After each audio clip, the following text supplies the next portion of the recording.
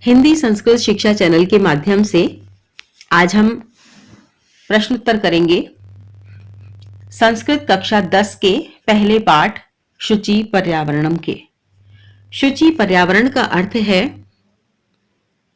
पवित्र या स्वच्छ पर्यावरण। चैप्टर 1 अभ्यास प्रश्न है। प्रश्न पहला है एक पदेन उत्तरम लिखत। एक पद में हमको उत्तर लिखने हैं, यानी एक शब्द में उत्तर देना है।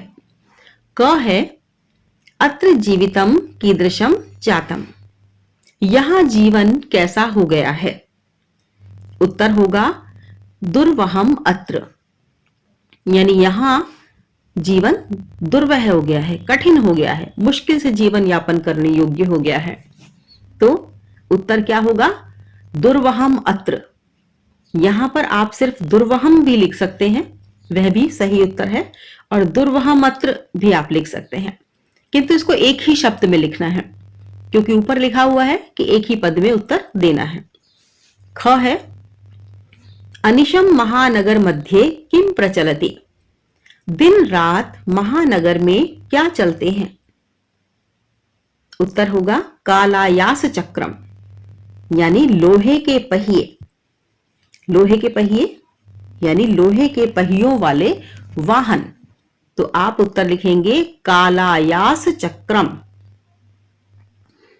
ग वाला है कुत्सित वस्तु मिश्रितम किम अस्ति।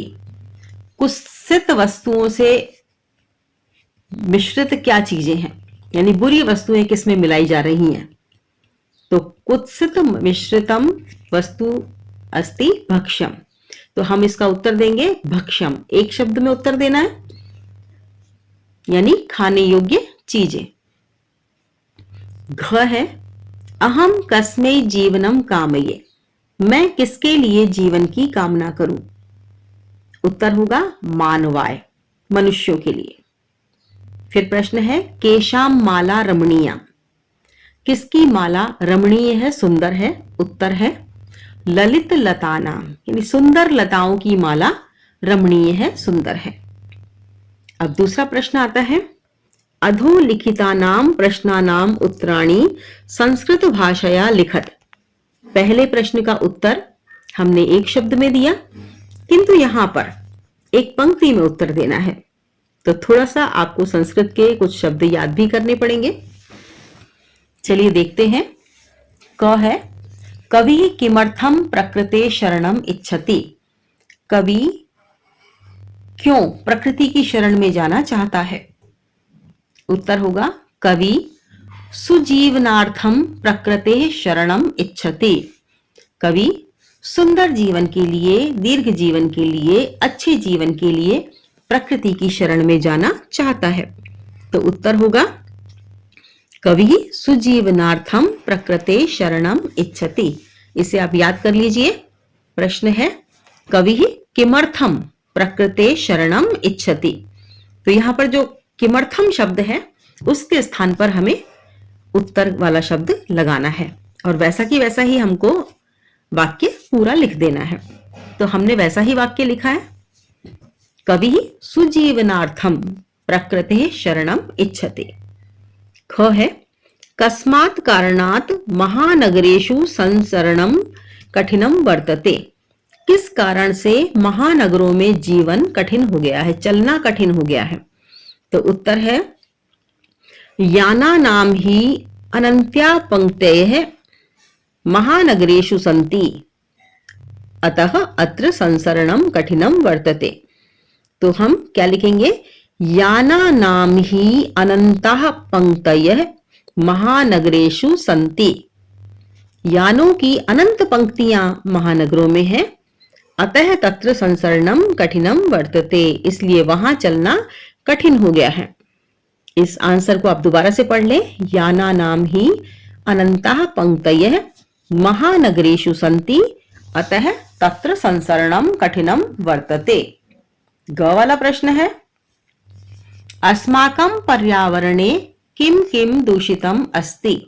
हमारे पर्यावरण में क्या क्या दूषित है। तो जब क्या क्या पूछा है आपको, तो आपको इसमें बहुत सारे नाम लिखने होंगे। जो मुख्य मुख्य नाम है वो लिखने होंगे कि हमारे पर्यावरण में क्या क्या दूषित है।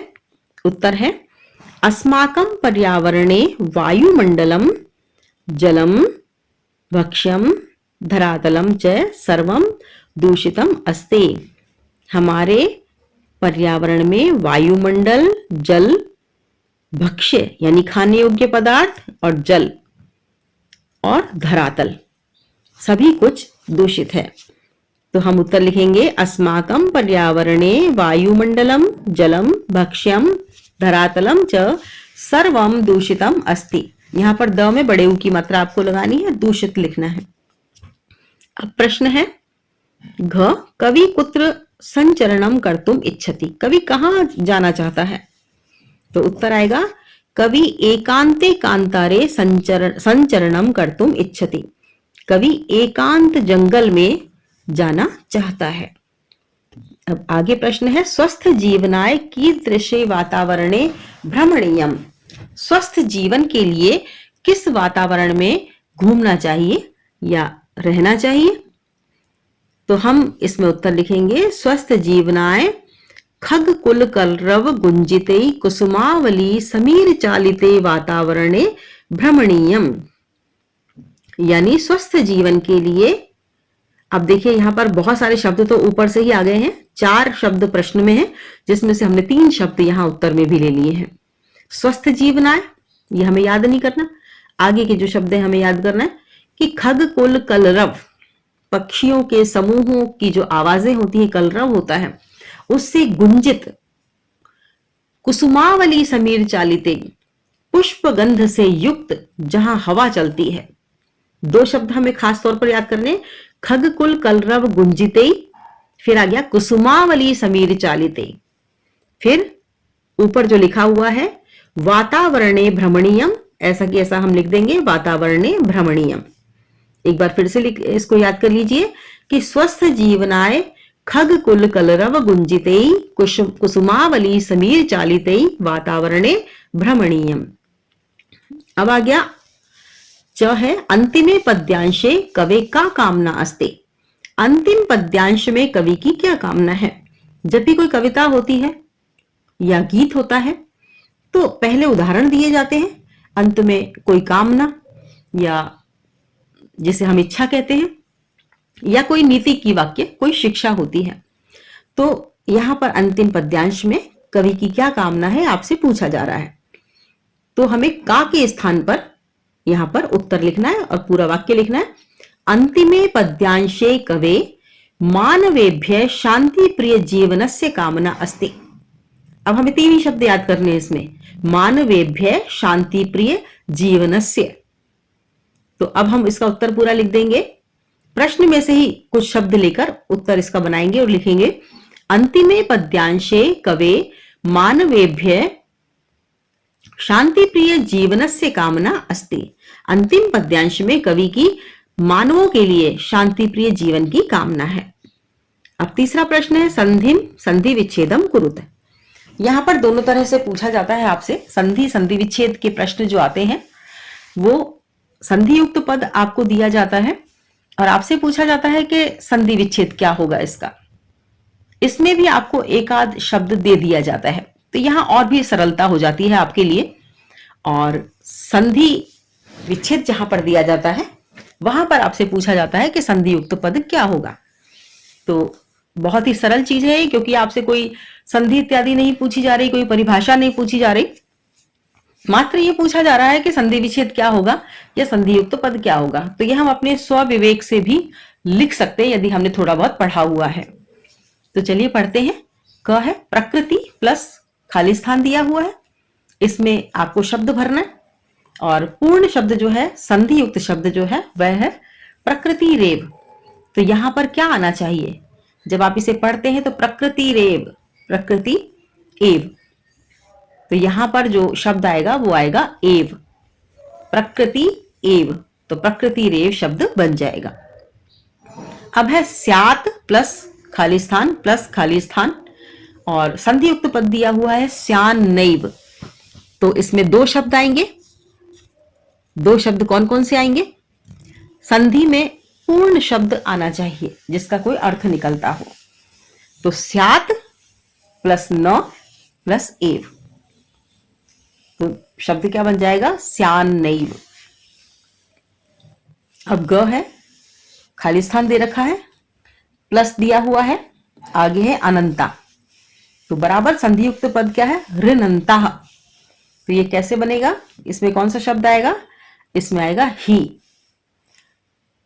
ही प्लस अनंता ऋणंता। अब है घ में है बहि प्लस अंत प्लस जगति। यहां पर आपको संधि विच्छेद के पद दिए हुए हैं और अब आपको संधि युक्त पद लिखना है। तो आप क्या लिखेंगे? इन तीनों को जोड़कर लिख देंगे, बहिरंतर जगति, बहिरंतर जगति। ये आपका संधि युक्त पद हो जाएगा। अब न है, खाली स्थान पहले दिया हुआ है, प्लस नगरात, संधि युक्त पद है अस्मान नगरात, तो यहां क्या शब्द आएगा?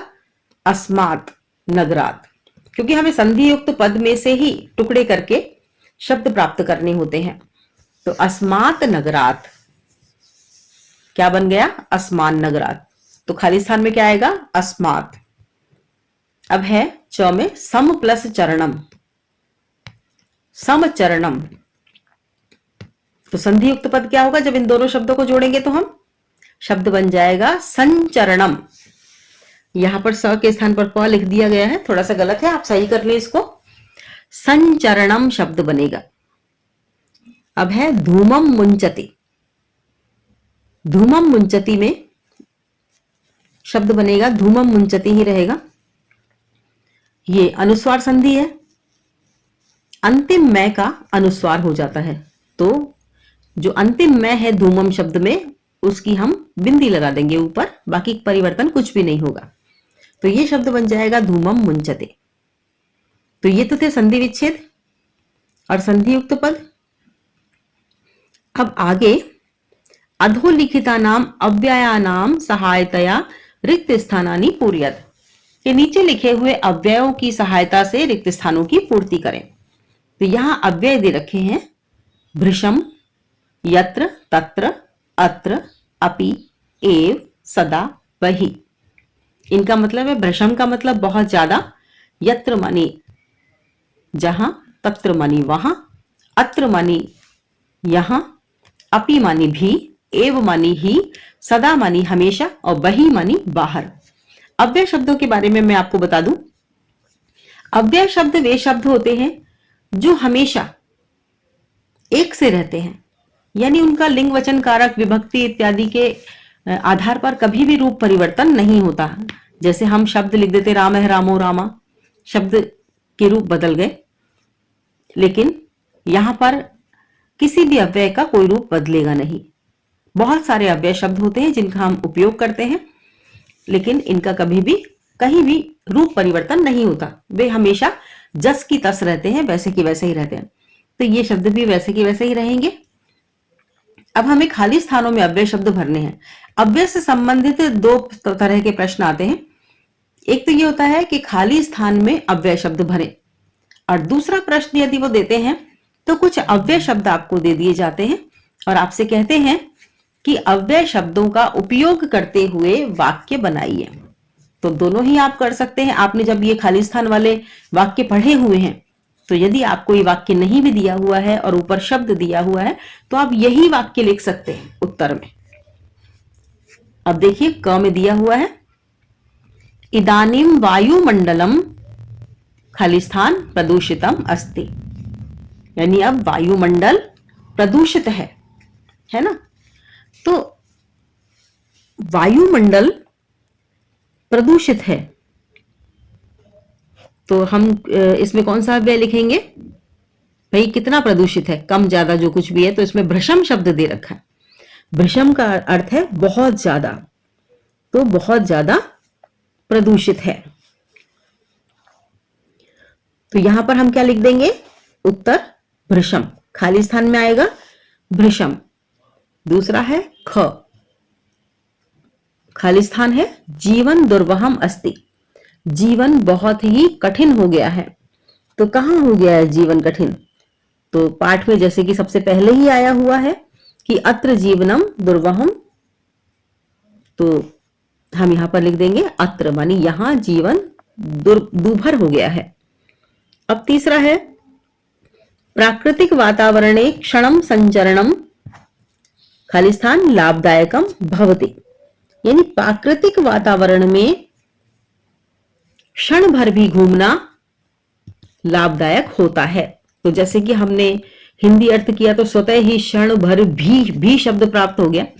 संस्कृत में भी को कहते हैं अपि, तो यहां पर हम अपि लिख देंगे। प्राकृतिक वातावरण में क्षण भर भी घूमना लाभदायक होता है।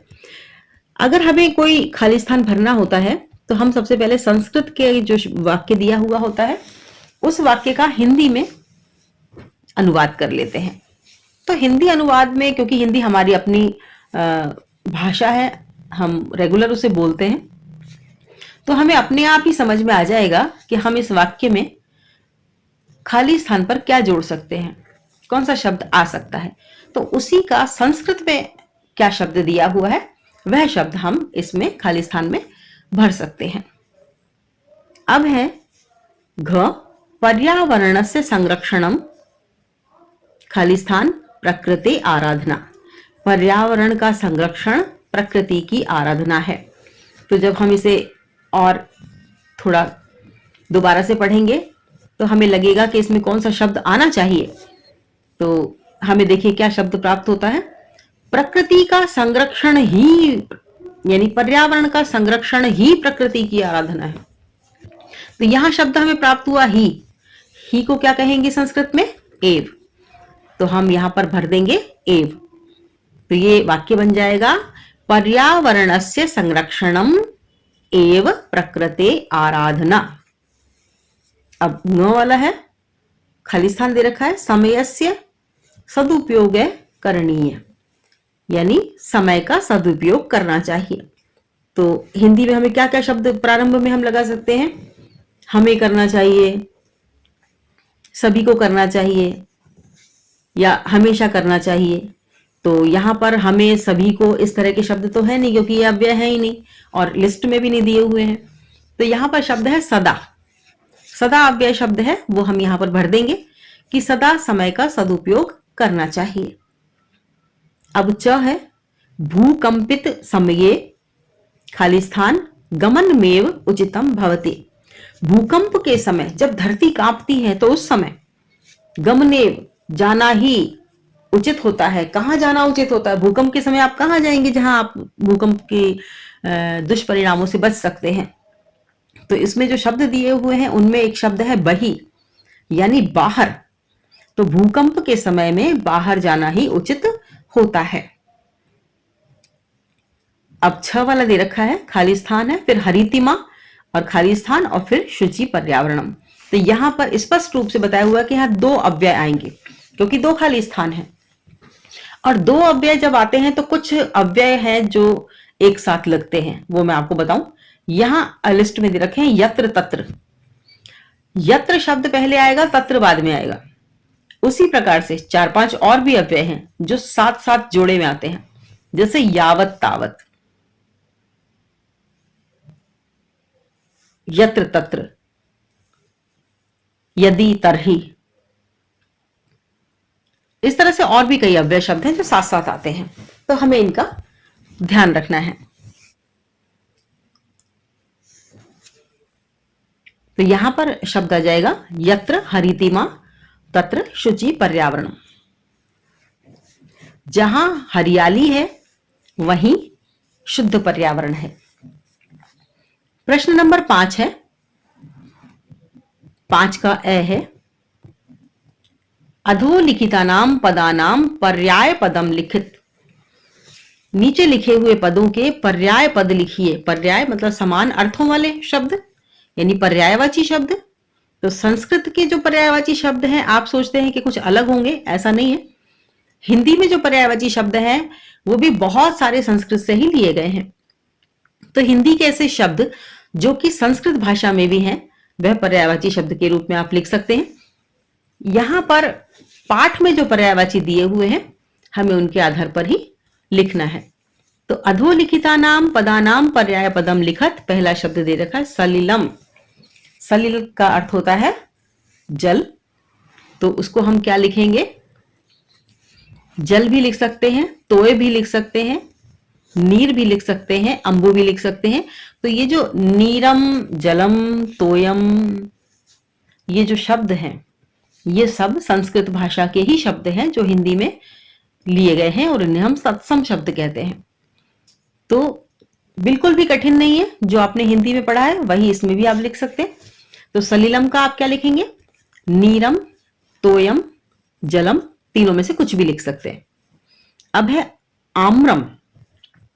आम्रम को संस्कृत भाषा में क्या कहते हैं? रसालम। तो आम्रम का आप लिखेंगे रसालम। वनम, वनम का आप क्या लिखेंगे? वनम शब्द का काननम, क्योंकि काननम शब्द यहां पाठ में भी आया हुआ है। कांतारम भी लिख सकते हैं। तो ये पर्यायवाची शब्द होगा। तो यहां पर अगर आप सरल शब्द लिखना चाहते हैं तो वनम लिख दें। अब घ है शरीरम। शरीर को क्या कहते हैं? वपु, काया। तो आप काया भी लिख सकते हैं, वपु भी लिख सकते हैं, देह भी लिख सकते हैं, तनु भी लिख सकते हैं। इसके बाद है कुटिलम। कुटिलम का आप क्या लिखेंगे? वक्रम, यानी जिसकी टेढ़ी मेढ़ी चाल हो, जो वक्र चलता हो, है ना, कुटिल हो। कुटिल व्यक्ति कभी भी सीधा नहीं सोचता, सीधी तरीके से बात नहीं करता, सीधे तरीके से नहीं सोचता, तो वह हमेशा चालबाजियां सोचता है, तो उसे वक्र कहते हैं। कुटिल, वक्र। अब आता है पाषाणाम। पाषाण का हिंदी में भी पर्यायवाची प्रस्तार होता है, यह भी संस्कृत का शब्द है, तो हम लिख देंगे प्रस्तरम। यहां उत्तर आपके दे रखे हैं। अब आपके आता है प्रश्न नंबर 5वां आ। अधोलिखितानाम विलोम पदानी पाठात चित्वा लिखत। अब देखिए ऊपर तो हमने कुछ शब्द ऐसे भी लिख दिए जो कि पाठ में थे या नहीं थे, क्योंकि पर्याय पद लिखे हुए थे, लेकिन ये नहीं लिखा था कि पाठात चित्वा लिखत, कि पाठ में से ही चयन करके आपको लिखना है, तो इसलिए हम कोई सा भी लिख सकते थे। किंतु यहां पर लिखा हुआ है कि पाठात चित्वा लिखत, पाठ में से ही आपको चुनकर लिखना है। तो सुकरम का पाठ में क्या दे रखा है? विलोम शब्द दुष्करम, तो हमें दुष्करम लिखना है। दूषितम का क्या दे रखा है? निर्मलम, तो हमें निर्मलम लिखना है। गृहंती का लिख रखा है मुंचति। वैसे शब्द यही होते हैं विलोम पद, और पाठ में भी यही दिए हुए हैं। दानवाय, यहां पर दानवाय का नहीं, ये नीचे दे रखा है मानवाय। दानवाय का हम क्या लिखेंगे? मानवाय।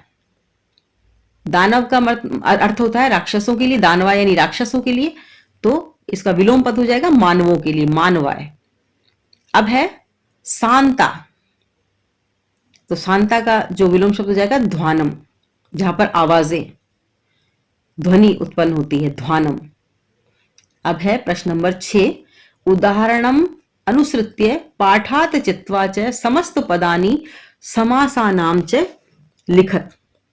अब यहां पर दे रखा है उदाहरण का चयन करते हुए समस्त पद और समास लिखें।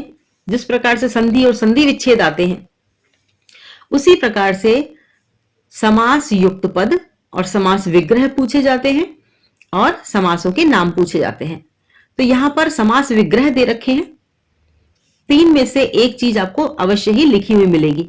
या तो समास विग्रह लिखे हुए मिलेंगे, तो आपको समस्त पद लिखना है और समास का नाम लिखना है, या फिर आपको समास युक्त पद मिलेगा, तो आपको उसका समास विग्रह करना होगा और समास का नाम लिखना होगा। तो बहुत ज्यादा कठिन नहीं है, क्योंकि हिंट हमको पूरी तरह से मिला हुआ होता है इसमें, तो हमें कुछ अलग से नहीं लिखना होता। इसी पद का हमको ध्यान रखते हुए आगे उत्तर लिखना होता है। तो यहां पर आप देखेंगे उदाहरणम अनुसृत्य, इस उदाहरण को देखते हुए आपको पाठ से चुनकर समस्त पद लिखना है, समास युक्त पद लिखना है, और कौन सा समास है ये भी लिखना है। तो अब देखिए इसमें है जैसे विग्रह पद है मलेन सहितम, तो मलेन सहितम का समास युक्त पद क्या आ जाएगा? समलम। और ये कौन सा समास हो गया? अव्ययी भाव। अव्ययी भाव क्यों हो गया? क्योंकि अव्ययी भाव समास में अव्यय शब्द प्रधान होता है और सारे उपसर्ग अव्यय ही होते हैं। जितने भी उपसर्ग होते हैं तो वह अव्यय ही होते हैं, और उपसर्ग युक्त पद या अव्यय युक्त पद जिसमें होता है वह समास अव्ययी भाव समास कहलाता है। तो नाम से ही समासों के हम विशेषताएं जान सकते हैं। दूसरा है हरिता च ये तस्य तेषाम, है ना? तो क्या है? हरित तरुणाम, समस्त पद हो जाएगा हरित तरुणाम, और समास हो गया कर्मधारय। कर्मधारय में क्या होता है? विशेषण विशेष्य का संबंध होता है और कर्म को धारण करने वाला यानी विशेषता बताने वाला, तो वह समास हो गया कर्मधारय। अब है नवा मालिका, नव मालिका।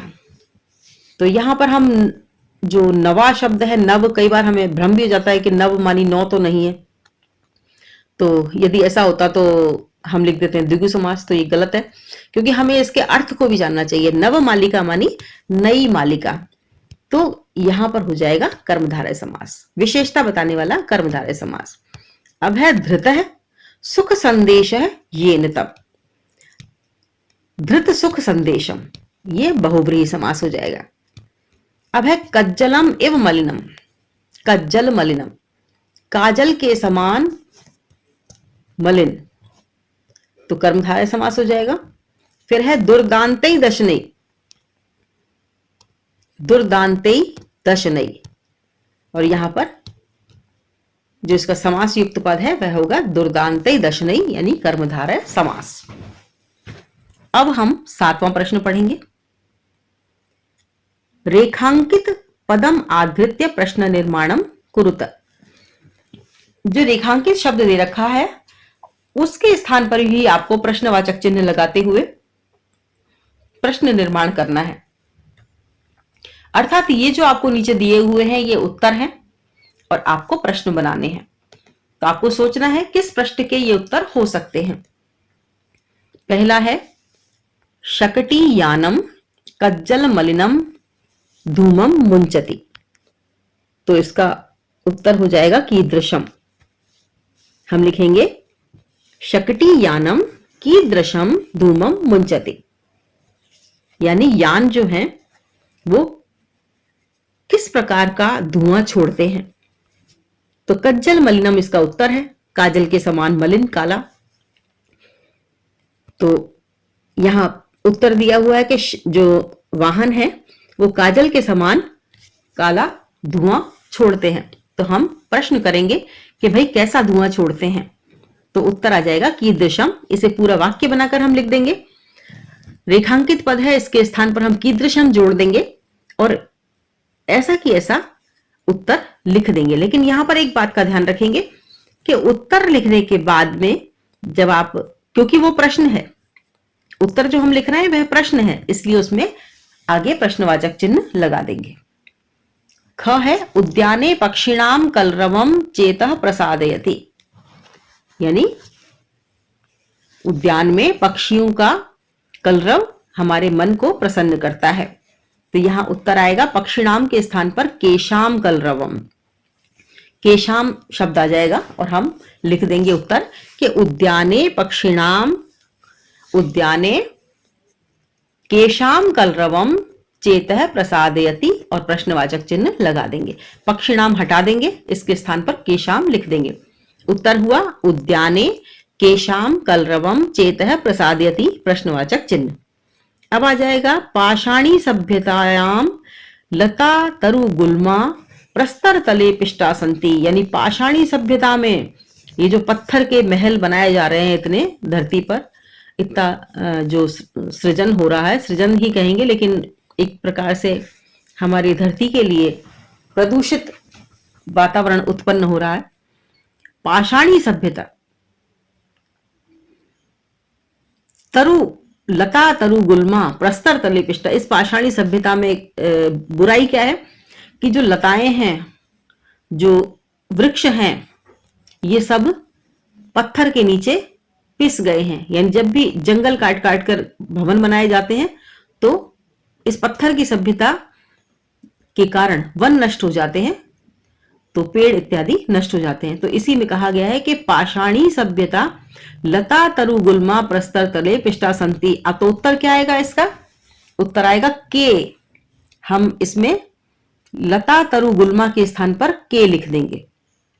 उत्तर हो गया पाषाणी सभ्यतायाम के प्रस्तर तले पिष्टा संति। पाषाणी सभ्यता में क्या पत्थर के नीचे पिस गए हैं।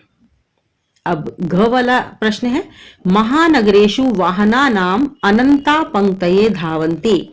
महानगरों में वाहनों की अनंत पंक्तियां दौड़ती हैं। तो प्रश्न बनाएंगे तो क्या आएगा? कहां वाहनों की अनंत पंक्तियां दौड़ती हैं? संस्कृत का क्या शब्द होगा? कुत्र। कुत्र वाहना नाम अनंता पंक्तये धावन्ति। जहां पर ऑप्शन दे रखे हो वहां निश्चित रूप से हमें एक ही शब्द याद करना चाहिए ताकि हम कंफ्यूज ना हो। तो हम कुत्र लिख देंगे। अब है ङ वाला, प्रकृत्या सन्निधौ वास्तविक सुखम विद्यते। यानी प्रकृति का सानिध्य ही वास्तविक सुख है। तो यहां पर हम प्रश्न बनाएंगे, कस्या सन्निधौ वास्तविकम सुखम विद्यते। किसका सानिध्य वास्तविक सुख है? तो ये प्रश्न निर्माण हो गया। प्रश्नोत्तर से संबंधित कोई भी प्रश्न हो तो आप कमेंट बॉक्स में कमेंट करके पूछ सकते हैं।